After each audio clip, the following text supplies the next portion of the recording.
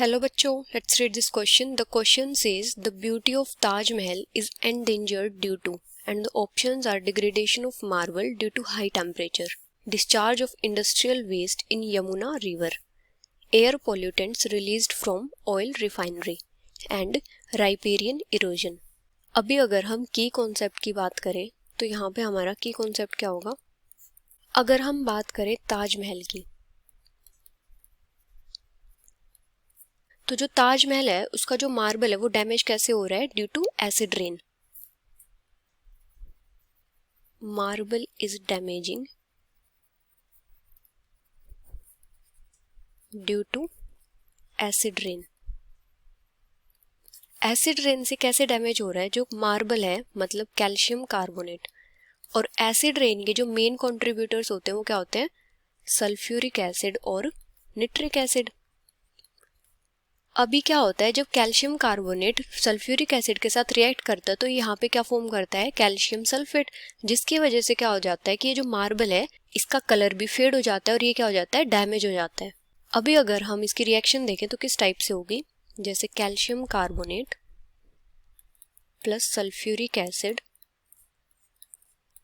Calcium sulphate plus water, और यहाँ पे कार्बन डाइऑक्साइड गैस रिलीज होगी. अभी क्या होता है कि जो सल्फ्यूरिक एसिड है एसिड रेन का कंट्रीब्यूटर, ये फॉर्म कैसे होता है? ये फॉर्म होता है जो ऑक्साइड्स हैं सल्फर के उनसे. Formation of acid rain. तो एसिड रेन कैसे फॉर्म होती है? जैसे जो सल्फर और नाइट्रोजन के ऑक्साइड्स होते हैं वो ऑक्सीडेशन के बाद जब वाटर से रिएक्ट करते हैं एटमॉस्फेयर में तो वहां पे फॉर्म करते हैं सल्फ्यूरिक एसिड और निट्रिक एसिड, और ये दोनों क्या होते हैं? मेन कंट्रीब्यूटर होते हैं एसिड रेन का. अभी अगर हम इनकी रिएक्शन देखें तो किस टाइप से होगी? जैसे सल्फर डाइऑक्साइड है, इसका ऑक्सीडेशन होगा, मतलब एटमॉस्फेयर में ऑक्सीजन प्रेजेंट है और वाटर के साथ जब ये रिएक्ट करेगा तो यहाँ पे फॉर्म करेगा ये सल्फ्यूरिक एसिड. और इसी टाइप से जो नाइट्रोजन डाइऑक्साइड है वो फॉर्म करता है निट्रिक एसिड, और ये क्या होता है? मेन कंट्रीब्यूटर होता है एसिड रेन का.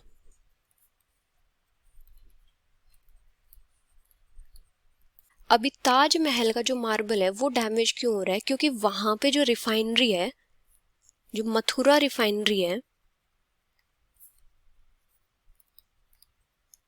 ये क्या है? एक ऑयल रिफाइनरी है,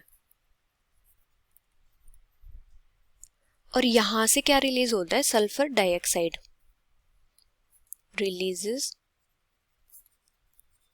सल्फर डाइऑक्साइड.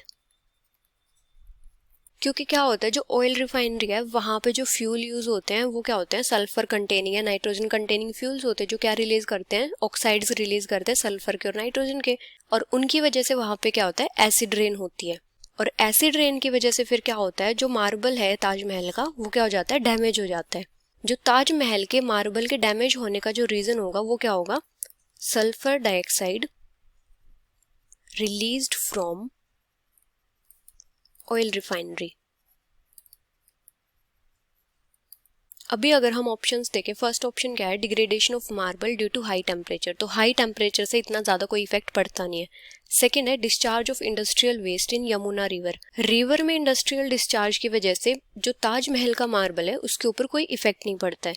थर्ड है air pollutants release from oil refinery. तो ये स्टेटमेंट हमारी करेक्ट है, क्योंकि जो ऑयल रिफाइनरी है उससे क्या होते हैं? एयर पॉल्यूटेंट्स रिलीज होते हैं, जैसे सल्फर डाइऑक्साइड या फिर नाइट्रोजन डाइऑक्साइड, जो क्या प्रोड्यूस करते हैं? एसिड रेन प्रोड्यूस करते हैं. तो ये स्टेटमेंट हमारी करेक्ट हो जाएगी. फोर्थ है राइपेरियन इरोजन. राइपेरियन इरोजन की वजह से क्या होता है? सॉइल पोल्यूशन वगैरह होते हैं. So the final answer is air pollutants released from oil refinery, which is option C. Hope you understood it well. Best of luck.